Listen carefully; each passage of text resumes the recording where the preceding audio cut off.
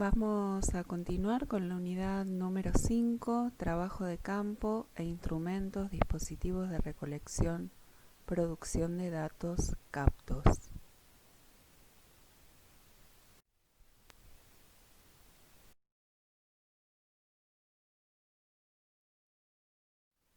Es el teórico número 9 y los temas que vamos a ver tienen que ver con la aplicación de instrumentos de recolección de datos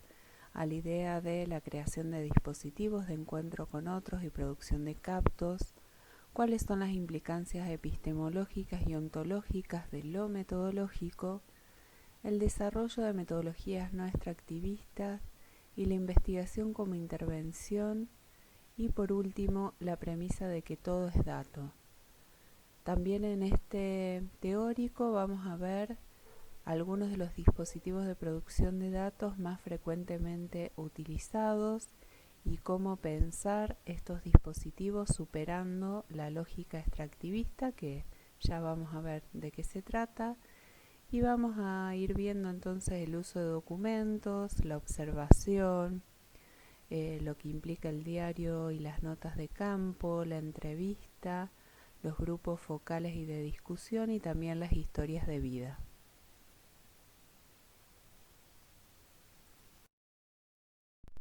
Algunas premisas o ideas preliminares con las que vamos a trabajar tienen que ver con pensar que en la investigación cualitativa vamos a hablar de alguna manera de la suspensión de las metodologías tradicionales o convencionales que han sido pensadas más desde una lógica positivista, que en la investigación cualitativa los dispositivos de producción de datos tienen que ver con tratar de acercarnos y entender la complejidad de pensar al otro como sujeto, y que no se trata de dar voz a nadie, sino de aprender a escuchar y a dialogar, que lo que vamos a ir haciendo es una reconceptualización de los instrumentos de recolección, producción de datos cualitativos clásicos para ir pensándolos más allá de la lógica positivista. Vamos a reafirmar las implicancias epistemológicas y ontológicas que tiene lo metodológico, en el sentido de afirmar que esta etapa del proceso de investigación, que tiene que ver más con la puesta en práctica de ciertos instrumentos que nos sirven para acercarnos a la realidad, está íntimamente ligada con la concepción que nosotros tenemos a nivel epistemológico del conocimiento en todo el proceso de investigación, y también con la idea y en cómo definimos los fenómenos y la realidad de los hechos. Entonces, lo ontológico, lo epistemológico, lo metodológico, en las cuestiones como más técnicas e instrumentales, podríamos decir, van íntimamente unidos. Entonces tienen que ser coherentes, no podemos tener una epistemología cualitativa y después usar instrumentos o hacer uso de esos instrumentos de una manera más positivista. Y algo súper importante en la investigación cualitativa también es que todo es dato. Que nos den la entrevista es un dato, que nos nieguen la entrevista también es un dato, la manera en que nos permiten o no hacer observaciones, cómo se va conformando la posibilidad de llegar a una historia de vida o no, o sea, todo es dato.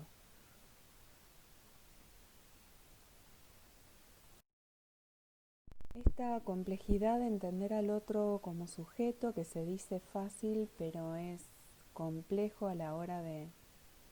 trabajar, tiene que ver con el reconocimiento de que estos otros sujetos de investigación son sujetos epistémicos, legítimos, en el sentido fuerte, digamos, de estas palabras, que son generadores de saberes y de sus propias narrativas. Esto que habíamos dicho del principio, que cuando investigamos en el campo de las ciencias sociales, nos acercamos a un mundo de la vida que ha sido interpretado ya por los sujetos que habitan ese mundo, y que lo que nosotros hacemos es agregar otra interpretación, una interpretación de segundo orden. Parafraseando Spin, que es un investigador inglés pero que vive en Brasil, vamos a decir que no se trata de dar voz a los que no tienen voz, sino en todo caso de ejercitar el oído de quienes no sabemos escuchar. Otra frase que nos viene en ayuda para tratar de pensar la complejidad de esto de entender al otro como sujeto es una frase que nos dice Slavoj Zizek, en la que él plantea que lo insoportable en realidad no es la diferencia con el otro, sino que lo insoportable es el hecho de que en cierto sentido no haya diferencia. ¿Qué queremos decir con esto? O sea, es más fácil cuando nosotros hacemos un proceso de investigación y tratamos o ubicamos al otro como un objeto. De alguna manera nos salva de muchas otras dificultades que cuando hablamos del otro como sujeto se nos empiezan a presentar. Entonces la propuesta sí es pensar a los otros como sujetos, pero esto trae sus complejidades y no es tan fácil, aunque nos parezca fácil de decir. Y esto que habíamos mencionado al inicio de la superación de prácticas metodológicas extractivistas, que es una propuesta también para pensar las metodologías cualitativas, tiene que ver de nuevo con entender que el otro es un sujeto, con la necesidad de involucrarnos para poder generar conocimientos y reconocer esa implicación, ese involucramiento, la afectación que eso nos provoca y entenderla como un recurso y no como un obstáculo en la investigación, y tiene que ver con una participación profunda de nosotros como investigadores en el fenómeno que estamos estudiando. Traigo aquí una frase de Rita Segato, que es una antropóloga argentina, pero que ha vivido muchos años en Brasil y que nos ayuda a pensar esto de las metodologías no extractivistas. Y ella lo que nos va a decir desde la etnografía, que es la metodología de aproximación a los fenómenos que los antropólogos utilizan de manera privilegiada, que estas metodologías no extractivistas tienen que ver con no exorcizar la diferencia, sino afirmarla, demorándonos luego de agotar el procedimiento interpretativo y alcanzar la comprensión posible por la vía analítica y racional, para descubrir y describir aquellos componentes que son irreductibles a nuestra mirada. Es necesario aceptar la existencia de lo exótico, de lo irreductible, volviendo al asombro radical y a la literalidad en las descripciones. El diálogo o comparación mediadora no puede ser solamente inteligible, sino también sensible. Es preciso ir en busca de una etnografía que, al aprender la diferencia, no pretenda resolverla, sino exhibirla. Esta frase es muy rica en todas las palabras y los sentidos que encierra, y por eso la traigo, y me parece que marca los límites de la comprensión racional, apela a la sensibilidad, a los sentimientos, que es algo de lo que hemos hablado también como parte del proceso de construcción del conocimiento, y marca también los límites de nuestro lenguaje para traducir ciertas experiencias. Y retomo aquí lo que trabajamos cuando vimos la cuestión del problema de investigación y trabajamos esta idea de por qué los sujetos no podían ser objetos de estudio, según nos dice Salazar Villaba, porque me parece que en este contexto de los dispositivos de producción de datos se resignifican estas ideas. Y allí hablábamos de cuáles eran las condiciones del diálogo para ese encuentro que vamos a hacer en el contexto del trabajo de campo con otros sujetos, y hablábamos de la imposibilidad abarcativa en el sentido de esta idea de la incertidumbre a la que nos acercamos cuando estudiamos un fenómeno social, humano, y la cuestión no solo de la complejidad, sino del devenir constante del sujeto, y que cuando nosotros nos aproximamos al modo de una fotografía, hacemos una imagen de un momento que cuando eh, pasa o cuando analizamos esa fotografía ya es distinto, ya pasó, ya cambió, ya se transformó. Hablábamos también de una limitación hermenéutica en el sentido de que el otro no es una fuente de la que podamos extraer una verdad, sino que las respuestas que elabora una persona, por ejemplo, cuando le hacemos una entrevista, son actos de creación en ese momento, no es algo que estaba y nosotros extraemos, sino que la persona se pone a producir esa respuesta, y en ese sentido es un acto de creación nuevo que tiene que ver con lo que la persona tenía, pero no es que tenía y yo lo saco, sino que se produce en ese encuentro con el investigador. Y también hablábamos del posicionamiento ético en relación a las consecuencias políticas que tiene el acto de investigar, y a esta necesidad de considerar las afecciones recíprocas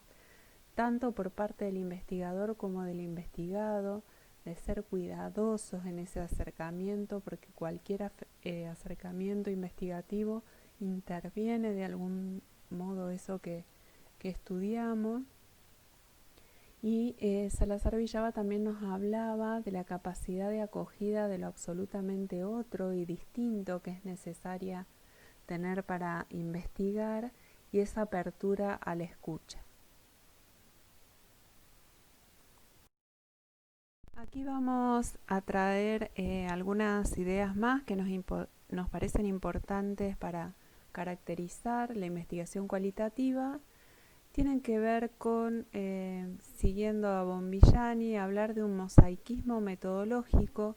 en tanto que podemos decir que en la investigación cualitativa de lo que se trata es de alcanzar como resultado una variedad de productos de distinta materialidad,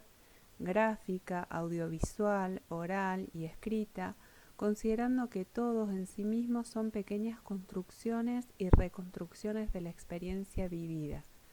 Lo que queremos decir con esto es que la investigación cualitativa uno apela al uso de varios instrumentos o dispositivos de producción de datos. Nunca nos quedamos con uno solo,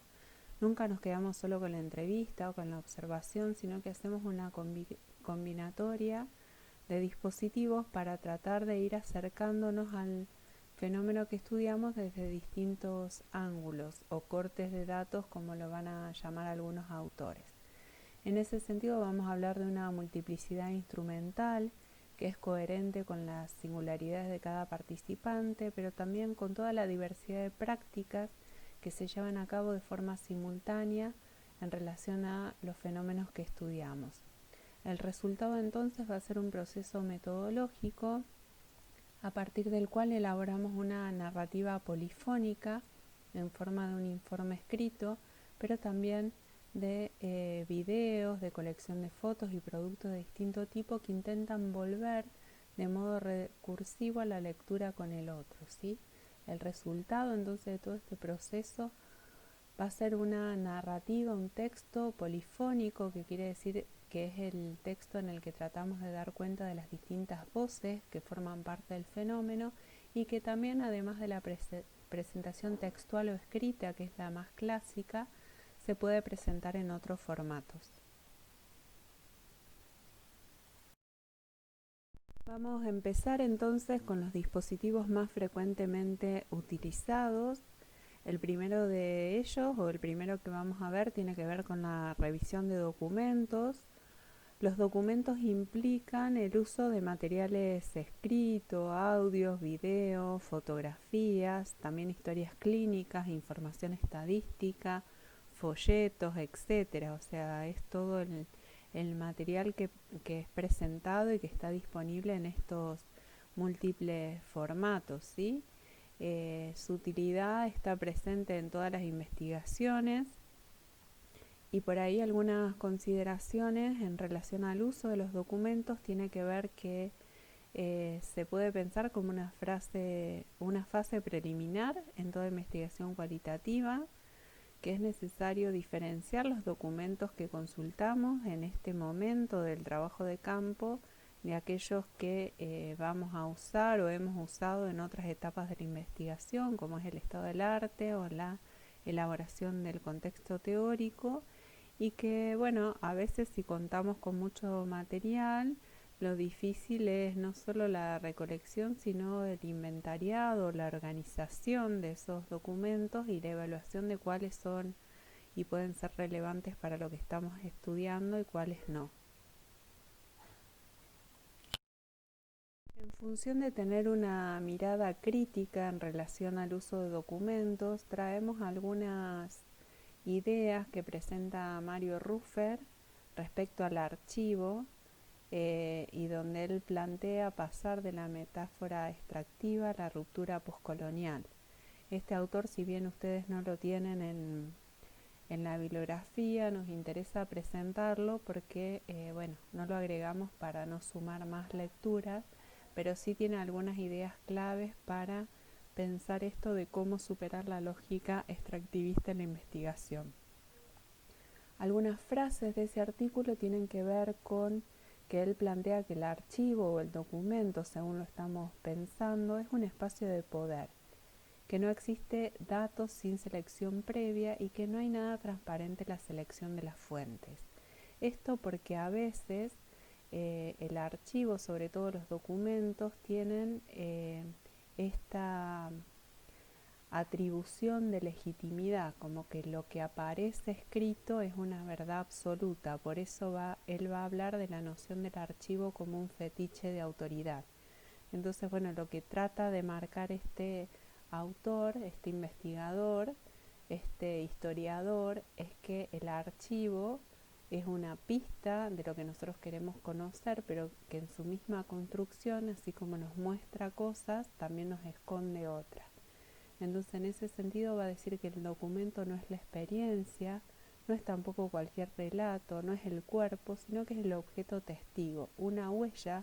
que solo puede pensarse en relación con la ausencia de aquello que deja marca pero que ya no está. Esta huella ha sido pensada como prueba de la presencia, esto es como una crítica, digamos, a esta idea de verdad absoluta que encierra cualquier documento, pero es una huella que sí nos permite rehacer de alguna manera algo del original, pero no rehacer el original.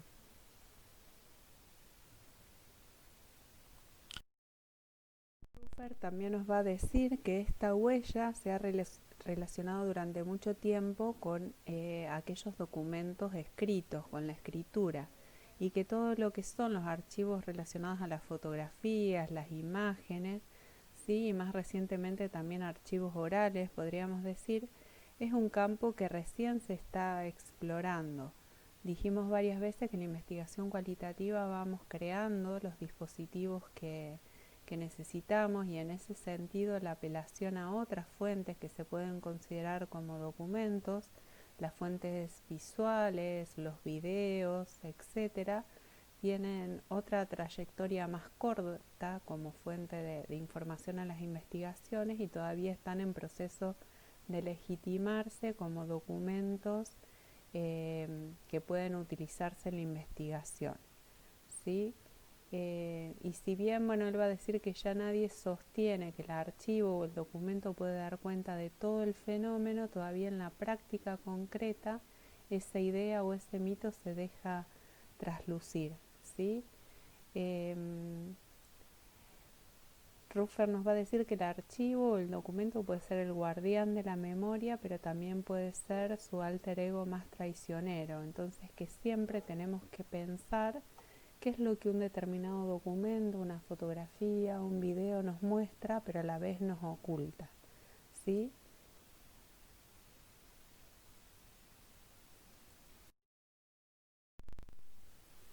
Cuando hablamos también de que el archivo o el documento silencia, además de mostrarnos algo, estamos refiriéndonos también a los límites de lo narrable, en el sentido de que no toda la experiencia tiene cabida en el lenguaje, ¿sí? Ruffer va a insistir en esto de que al trabajar con documentos estamos acostumbrados a trabajar con la marca y pensar que esa marca nos muestra la totalidad del fenómeno, pero que tenemos que aprender a pensar también qué es lo que hace fracasar esa marca, ¿no? ¿Qué es lo que no nos muestra? Entonces, en términos de desertor, sería qué es eso que está fuera del texto y que sin embargo se nota en él, qué es lo que tenemos que aprender también a identificar nosotros como investigadores. En ese sentido podemos decir que el archivo o el documento crea silencios y reproduce secretos. Y por otro lado, también Ruffer nos va a llamar la atención en el sentido de, bueno, él como proviene del campo de la historia, eso se torna más fuerte, pero en pensar, ¿no?, que todos los pueblos y todas las comunidades no siempre se han caracterizado por escribir o por producir textos escritos. Nosotros lo podemos pensar con las diferentes poblaciones o las edades de las personas con las que trabajamos. Entonces, bueno, cómo ir logrando legitimidad de otras formas de producción que pueden tener que ver con lo oral, con lo producido artesanalmente, con la plástica, con el dibujo, con otras formas de expresión que también nos pueden servir como documentos. De Foucault, este autor toma la idea de que el archivo es en primer lugar la ley de lo que puede ser dicho, y por eso es que vamos a decir que tiene que ver con una instancia de poder saber que interviene en esta producción de la evidencia histórica o de la evidencia que nos permite conocer un fenómeno. En ese sentido no es que se diga que el archivo o el documento es infértil, pero sí que tenemos que atender a la lógica de producción de esos documentos con los que trabajamos, que todo lo que hemos identificado como documento implica una economía de la significación y que está marcada esa significación por instancias asimétricas de poder y saber, que esta lógica del poder interviene en la producción de los documentos, y que siempre tenemos que pensar en un carácter fragmentario de toda fuente que utilicemos, ¿sí?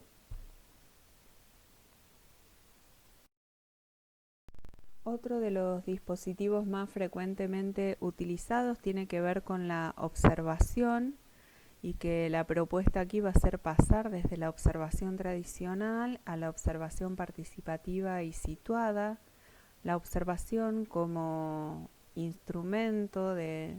investigación surge ligada a la práctica de los antropólogos, que se instalaban por periodos prolongados dentro de determinados contextos y grupos sociales con el fin de conocerlos, y después esta práctica se va incorporando por otras disciplinas y va cambiando también su formato, en el sentido de que no necesariamente son tiempos muy prolongados, pero sí implica el estar allí donde ocurre el fenómeno. Nosotros vamos a hablar de una definición de la observación que siempre consideramos en algún caso participante, y la vamos a entender como aquella desarrollada con fines científicos por un tiempo prolongado y en el contexto habitual donde ocurren los fenómenos. El objetivo de este instrumento tiene que ver con registrar las prácticas, lo cual nos va a permitir una comprensión de los significados y los contextos de las conductas. Bueno, la observación también la podemos definir como formas de tomar registro de las prácticas cotidianas de las personas en determinados lugares. Dijimos que la investigación cualitativa tiene que ver con ir allí donde los fenómenos ocurren. La observación brinda al equipo de investigación una comprensión de primera mano sobre los significados y contextos en los que ocurren determinadas conductas y sucesos. Se apoya en la construcción de mapas y representaciones gráficas. Es un dispositivo que demanda gran cantidad de tiempo y esfuerzo al investigador. Es muy importante para el uso de este dispositivo y en realidad de todos lo que es el proceso de acceso a esa persona o ese espacio con el que vamos a trabajar. En el uso de la observación es necesario tener en cuenta la realización de procesos de extrañamiento y distanciamiento cuando trabajamos en entornos familiares. Esto también son términos que nos vienen de la antropología, ¿no? En el sentido de decir, cuando estamos en contextos muy familiares hay que hacer un esfuerzo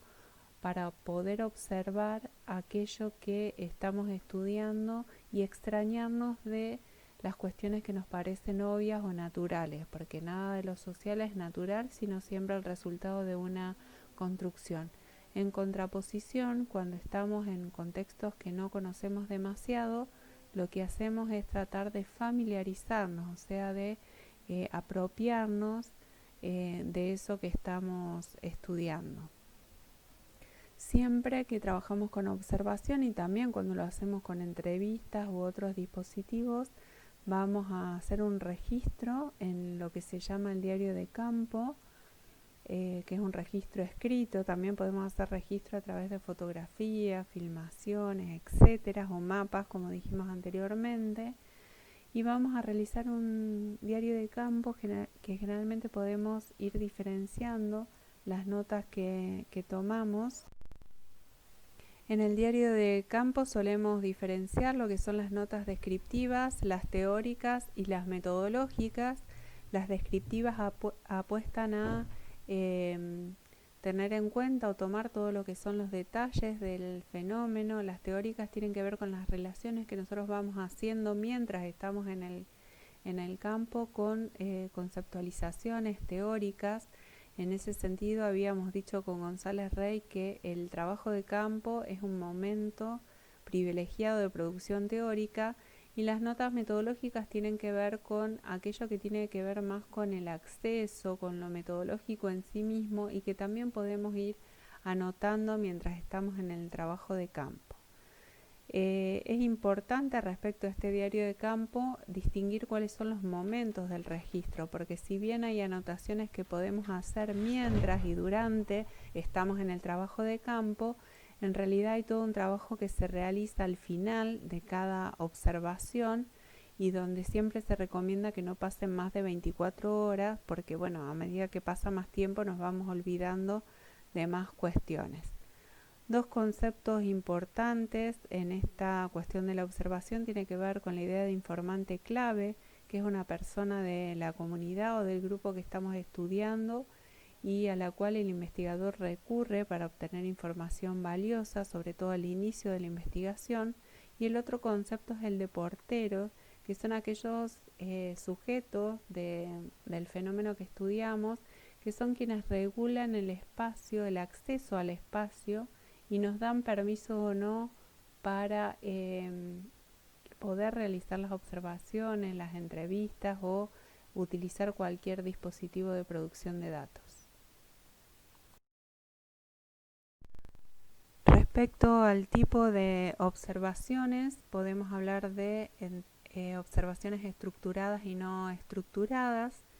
Las no estructuradas son aquellas que se realizan especialmente al comienzo del proceso de investigación. Son útiles para identificar lugares o ambientes claves o informaciones sobre conductas que tengan especial interés. Y las estructuradas se dirigen a observar determinadas conductas o situaciones en lugares y momentos específicos, una vez que ya tenemos una idea más completa de cuáles son esos espacios significativos a observar. Respecto al tipo de observaciones prolongadas, puntuales y de control del lugar, las prolongadas son aquellas observaciones continuas y detalladas realizadas en un lugar o actividad específicos en el tiempo. Las puntuales son observaciones de la conducta realizadas por periodos predeterminados de tiempo, por ejemplo, cuando vamos a observar 2 horas de determinado fenómeno o 2 días, etcétera. Y aquellas que se denominan de control de lugar son generalmente observaciones únicas en un determinado lugar o actividad. Por otra parte, también podemos hablar de los grados de observación o participación que tiene el investigador en su observación. Nosotros hemos dicho al comienzo que siempre vamos a hablar de observación participante. Lo que podemos decir con Piovani, que es el artículo que ustedes tienen, que hay distintos grados de observación y que si bien los autores han hablado de observador completo, como uno de los polos posibles y de participante completo como el otro polo, esto tiene que ver con tipos ideales que marcan un continuo entre los diferentes tipos de implicancia entre la observación y la participación que se da en todo proceso de observación. Así Piovani va a ir tomando como los aportes de distintos autores y va a ir definiendo lo que es el participante completo como tipo ideal, pero que después en la realidad no se da así tal cual. Es el observador pensado como uno más de la experiencia, se trata de una participación informal y la identidad y el propósito del investigador van a decir se mantienen ocultos. Esto, si retomamos la cuestión de la ética de la investigación, vamos a ver que no resulta posible hoy, aunque durante mucho tiempo se usaron este ocultamiento del investigador para conocer determinados fenómenos. Hoy tenemos que decir que no es éticamente posible, ni recomendable, ni viable. La otra clasificación es el participante como observador, en tanto el investigador es un sujeto observado, tanto el investigador como el sujeto observado son conscientes de que la suya es una relación de trabajo de campo, es decir, que se tiene en cuenta que se está en el contexto de una investigación, y también el observador como participante, donde hay una observación formal, una participación limitada a la realización más bien de entrevistas, ¿no? Y el observador completo es aquel que no interactúa con los sujetos observados y que solo se dedica a observar el fenómeno. En cada dispositivo o instrumento de producción de datos podemos hablar de las ventajas y de los límites de esos dispositivos, y este punto es importante para pensar por qué utilizamos o seleccionamos determinado dispositivo en un momento o en relación a un fenómeno, por qué no lo elegimos y cuál es la combinatoria de dispositivos que seleccionamos para estudiar un determinado fenómeno. Las ventajas de la observación tienen que ver con que es adecuada cuando se sabe poco del fenómeno, cuando se desea conocer también subgrupos cuyos puntos de vista difieren significativamente de los vigentes en una sociedad, y cuando la cuestión que estamos estudiando se oculta a la luz pública. Sirve también para dar cuenta de situaciones dinámicas y cambiantes. Es un buen complemento que generalmente se usa junto a otras formas o instrumentos de investigación para dotar de sentido y de profundidad los resultados que obtenemos con otros dispositivos. Permite acceder a las situaciones investigadas en toda la complejidad y en el momento en que los acontecimientos suceden. Permite también acercarse al punto de vista de los actores investigados. Es flexible, da un acceso a datos de primera mano y podemos decir también que nos brinda una riqueza importante a nivel de las informaciones que podemos obtener. Los límites de este dispositivo tienen que ver con que hay cuestiones de interés para las ciencias sociales que no son accesibles a partir de la observación, sino que requieren otro tipo de instrumentos, como cuando queremos conocer fenómenos que tienen una raíz psicológica profunda y que requieren ser estudiados a partir de métodos indirectos. Otro límite tiene que ver con el tiempo que insume, que es bastante, y sobre todo también el tiempo del registro, este registro que se hace de modo posterior a la observación y que implica mucho tiempo. Otro límite tiene que ver con que se puede hacer solo en pocos escenarios, y también hay cierta ineficacia para obtener cierto tipo de datos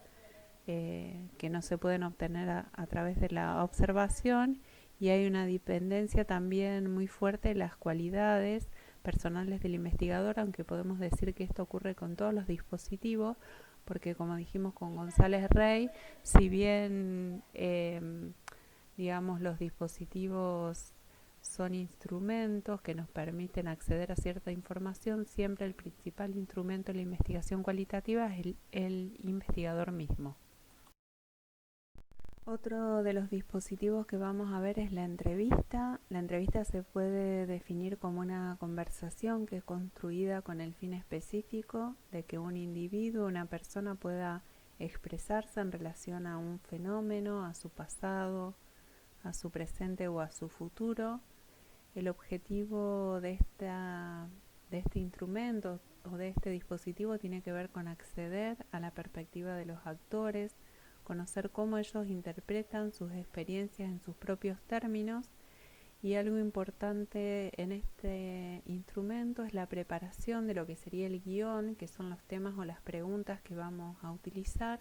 y la presentación que tiene que hacer el investigador respecto a por qué solicita la entrevista, que va a tener que ver, ¿no?, con explicar un poquito qué es lo que está investigando, cuáles son los objetivos y demás. Hay distintos tipos de entrevista que vamos a ir definiendo: estructuradas, semiestructuradas y no estructuradas, personales o a través del teléfono o de la virtualidad, que es muy común en los momentos actuales, y aquellas entrevistas con informantes claves o también las entrevistas individuales o colectivas. El primer tipo de entrevistas que hablamos tiene que ver con el grado de libertad y el nivel de profundidad que tenga esta entrevista. Puede ser una entrevista estructurada, donde tenemos una serie preestablecida de preguntas con un conjunto limitado de respuestas, donde todos los entrevistados reciben el mismo conjunto de preguntas en el mismo orden. Podríamos decir que hay un carácter rígido, definido y muy directo que limita el nivel de profundidad que podemos obtener en esta entrevista, y el entrevistador es el que controla el ritmo de este instrumento. En el otro extremo tenemos las entrevistas no estructuradas, que tienen un alto grado de libertad y también de profundidad. No se apoya en una guía de preguntas preestablecidas, sino más bien es una conversación libre, donde sí siempre tenemos un listado de temas que queremos abordar en relación a nuestro problema de investigación. Se trata de develar, entre comillas, los sentidos, los significados y las interpretaciones de ciertos temas o fenómenos, y hay un papel no directivo por parte del investigador. Y en el medio, digamos, de estos dos polos tenemos las entrevistas semiestructuradas, que al menos en mi caso es la que más utilizo, y donde sí podemos decir que hay ciertas preguntas ensayadas, pero donde uno va variando de acuerdo a lo que nos va diciendo el entrevistado, el orden de esas preguntas, o a veces el entrevistado, sin preguntárselo directamente, adelanta ciertos temas que a nosotros nos interesan, y donde hay una apertura también a lo que va surgiendo. Por ahí hay temas que nosotros no hemos previsto preguntar, pero que el entrevistado nos dice y nos parece relevante, y por tanto no cortamos esa conversación, ¿sí? Hay un rol activo de parte del investigador orientando la entrevista, pero también con mucha apertura a lo nuevo. Otra clasificación posible de las entrevistas tiene que ver con si son presenciales o no presenciales. La entrevista personal y presencial, podríamos decir, es la más clásica, pero también se puede hacer entrevista telefónica, que a veces, bueno, no tenemos la misma tipo de información que una entrevista presencial, pero que también nos sirve. O sea, vamos a tener la voz, el sonido de la voz, los cambios en la entonación y demás, pero bueno, no vamos a tener la mirada, la vista, digamos, del entrevistado. Y por otro lado, puede haber entrevistas virtuales.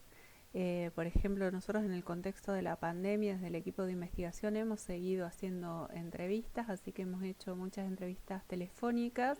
y también virtuales a través del Zoom o de otro programa que nos permite tener la imagen de la persona. Podemos hablar también de entrevistas con informantes claves, que ya los definimos anteriormente. que son aquellas personas que pueden facilitarnos información especializada respecto a un determinado fenómeno o ámbito. Son especialmente importantes las conversaciones con estas personas al inicio del proyecto y es recomendable siempre tener una relación constante durante el transcurso de la investigación, porque más allá que hagamos la entrevista en un determinado momento, puede ser que sean contactos a los que tengamos que volver a recurrir en un momento más avanzado de la investigación. También podemos hablar de entrevistas de grupo, donde un entrevistador puede hacer preguntas a varias personas que responden de manera individual y que también pueden ser estructuradas o no estructuradas.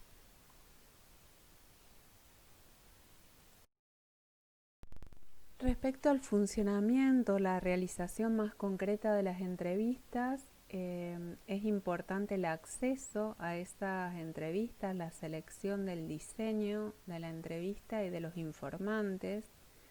En el inicio de las entrevistas siempre uno tiene que explicar los propósitos y obtener algunas informaciones de carácter general respecto a la persona que estamos entrevistando, su edad, su sexo, etcétera. Hay lo que se llama al inicio el establecimiento del rapport, que es un nivel de confianza y de entendimiento mutuo, de calentamiento, digamos, antes de empezar a conversar los temas más importantes o el núcleo, digamos, de la entrevista, comentarios y preguntas a veces más generales que van preparando el clima para poder abordar los temas más complejos. Se identifica también la información de interés, donde el entrevistador debe ajustarse al objetivo y al propósito principal de la entrevista. Hay lo que se llama también el ir completando la entrevista, que es saber cuándo la entrevista o esa conversación va estando completa ya en los objetivos que nos habíamos propuesto. Hay un momento de cierre de la entrevista donde uno va resumiendo brevemente lo que se ha conversado, se agradece la colaboración del entrevistado y es bueno también permitir que el entrevistado haga preguntas o comentarios que quiera agregar y también quedar abierto a un posible segundo contacto, porque bueno, a veces cuando transcribimos la entrevista o después que la cerramos nos damos cuenta que hay cuestiones importantes que se nos escaparon, entonces es importante dejar abierta esa posibilidad y también muchas veces se ofrece la posibilidad de devolver al entrevistado un primer relato, la transcripción de la entrevista para que el entrevistado pueda agregar, corregir lo que ha dicho y después del cierre de la entrevista. Una cosa importante es estar atento que a veces cuando uno apaga el grabador, porque bueno, no lo dije, pero en las entrevistas en general uno pide permiso para grabar y se graban para no perder los detalles de lo que se va diciendo. Y a veces después que se apaga el grabador aparecen comentarios súper importantes que es importantísimo poder registrar. Si no se grabaron, poder anotarlos en el diario de campo del investigador. Y después de que se hizo la entrevista, viene el proceso de transcripción de la misma, transcripción literal de lo que dijo el entrevistado y que es un momento también importante de pensar lo que nos va diciendo este entrevistado y de elaboración teórica, podríamos decir, del investigador. Y tiene que ver con el enfoque inductivo que hemos dicho que caracteriza la investigación cualitativa, porque a partir de estos datos que nos va dando el entrevistado vamos a ir reconceptualizando algunas cuestiones del fenómeno. En el caso de la observación, y como hemos dicho existen en relación a todos los dispositivos, hay ciertas ventajas y ciertos límites del uso de la entrevista. La ventaja tiene que ver con que nos permite acceder a la perspectiva del actor, obtener una información rica y profunda en los propios términos de los sujetos con los que estamos trabajando. La usamos para acceder al tema, para acercarnos al inicio de la investigación o para enriquecer los resultados y las conclusiones. Permite acceder a información inaccesible sin la participación de la voz de los sujetos entrevistados y nos da una información diferente a la que podemos acceder, por ejemplo, a través de la observación. Los límites tienen que ver con que lleva mucho tiempo la preparación, realización y sobre todo en la transcripción y el análisis de la entrevista. Hay una menor capacidad en relación a la encuesta, por ejemplo, para relevar un fenómeno de gran dispersión territorial, porque solo puede hacerse allí donde podemos llegar, aunque también hemos dicho que existen las entrevistas telefónicas y virtuales, lo que nos amplía la posibilidad de cobertura geográfica de hasta dónde podemos acceder a entrevistar a personas. Aquí voy a retomar algunos de los aportes de Salazar Villaba cuando ella plantea esta limitación hermenéutica respecto a cuáles son las razones que hacen que no podamos considerar al sujeto como un objeto. Ella nos va a decir que si lo consideramos al sujeto solo como un informante, reducimos su existencia a una fuente de información de la que podemos extraer un cierto material específico. Si lo concebimos así, ese recipiente es el lugar donde yace una verdad que tenemos que extraer y trabajar interpretándola correctamente, una verdad que preexiste al planteamiento de la pregunta, como si el sujeto fuera el depositario de un catálogo de respuestas a la espera que pasemos a buscarlas. Ella va a decir que esta idea del entrevistado es un gran equívoco, al menos cuando trabajamos cualitativamente, porque lo que ella va a marcar y nos interesa resaltar aquí es que el sujeto elabora, en el sentido fuerte de la expresión elaborar, una cierta respuesta en una condición específica cuando nosotros le hacemos una determinada pregunta, y que no es una pregunta que ya tiene, sino que crea en ese momento preciso del encuentro con el investigador. En ese sentido podemos decir también que una misma pregunta va a convocar una variedad infinita de versiones a partir de lo que planteemos y elaboradas por el mismo sujeto entrevistado en la medida en que su reflexión sobre el asunto se modifique a partir de sus respuestas previas, se va a ir también transformando y se transforma también a partir de las nuevas perspectivas que asume, de los cambios en el contexto, etc. En ese sentido, cada respuesta de un entrevistado es estrictamente única y un acto de creación. Y también en esto nos conviene reflexionar sobre el carácter polisémico del lenguaje, donde las palabras pueden ser iguales, pero el sentido nunca es el mismo, sino que lo debemos como entender en el contexto de lo que nos viene diciendo, y en ese sentido podemos decir que también los sujetos nunca son transparentes, ni para otros ni para sí mismos. En términos de Haraway, a veces más que hablar de entrevistas, preferimos hablar de conversaciones y de conexiones parciales que son llamadas solidaridad, como ella nos dice en la política, y conversaciones compartidas a nivel epistemológico. Seguimos avanzando en otro de los dispositivos que tiene que ver con los grupos focales o de discusión. Hay algunos autores que diferencian estos dos tipos de grupos, nosotros lo vamos a tomar como lo mismo. Tiene que ver con una estrategia de investigación en la que convocamos, reunimos un grupo reducido de personas, de 6, 8 o 10. Son personas que comparten experiencias comunes, que son las que nos interesan conocer, o tienen un determinado tipo de conocimiento especializado sobre el fenómeno que estamos trabajando, y con las cuales se va a generar un proceso de discusión. En ese sentido, cuando estamos en un grupo focal, propiciamos la exploración de un tema y nos interesa sobre todo cómo se van modificando las opiniones de la gente a partir de ciertos temas en el proceso mismo de la interacción. Son útiles estos grupos para explorar conocimientos, prácticas y opiniones, pero no solo para saber cómo se piensa, sino cómo se va transformando eso a lo largo de varias sesiones y a partir de la opinión de los otros miembros del grupo que hacen que se modifique lo que una misma persona ha dicho.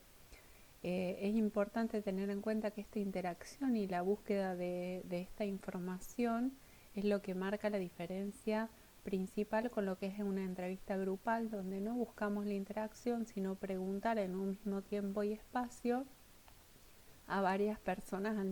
a la vez, digamos. Este dispositivo nos puede ofrecer ideas acerca de las percepciones y diferencias de percepciones en un grupo respecto a ciertos temas, normas, valores, y también a cómo interactúan esas diferentes opiniones. Es importante el cómo escogemos a las personas que van a conformar un grupo, porque debe haber un equilibrio en esto entre los elementos que tienen en común y también las diferencias entre lo que opinan, para que la discusión y el debate sea rico y sea posible, porque también si las diferencias son muy extremas, es probable que se haga muy complejo el tema de establecer un diálogo. Suele haber al menos 2 personas coordinando la actividad, un coordinador, que es el que lleva adelante la discusión, el que propone el tema y algunas consignas para facilitar el diálogo, y un observador que toma notas de campo, además de que se pide permiso para filmar o para grabar estas sesiones, que puede ser una sola con un grupo, pueden ser varias con el mismo grupo.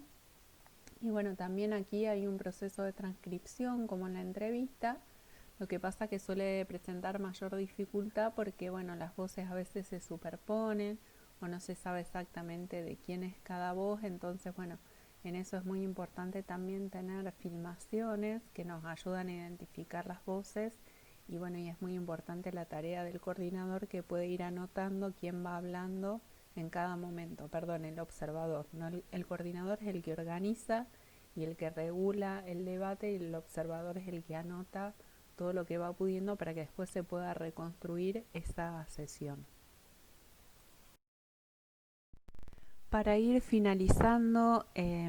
la clase de hoy, vamos a presentar brevemente lo que son las historias de vida que forman parte de los métodos biográficos. Es un dispositivo, un instrumento que se construye a partir de la realización de varias entrevistas, donde buscamos que una persona o familia despliegue sus experiencias a lo largo del tiempo. Se intenta construir a través de la historia de vida un puente entre lo que sería el microcosmos de la persona y los procesos sociales. En realidad, muchas veces no interesa la persona en sí, sino lo que esa persona o lo que a través de esa persona podemos conocer de un determinado fenómeno. Están orientadas a conocer la historia o biografía de aquellas personas referentes de un determinado problema a estudiar. El entrevistado tiene que estar dispuesto a dar un tiempo suficiente y a contar su experiencia y la de su familia con cierto grado de detalle. Requiere muchos encuentros y tiempos. Hay un énfasis aquí en lo diacrónico, en los distintos momentos de la persona y del fenómeno que se estudia, y una perspectiva holística e integral. Este dispositivo es un medio especialmente adecuado para indagar los aspectos menos públicos y conocidos de un fenómeno. Es insustituible para acceder a realidades y experiencias silenciadas por las versiones más oficiales acerca de algo que sucede y que estamos estudiando. Se puede apoyar la realización de la entrevista con incluir algunas fotografías, recortes de diarios u otros materiales que permitan al entrevistado como ampliar la memoria de aquello sobre lo cual le estamos preguntando. Se usan en general frases abiertas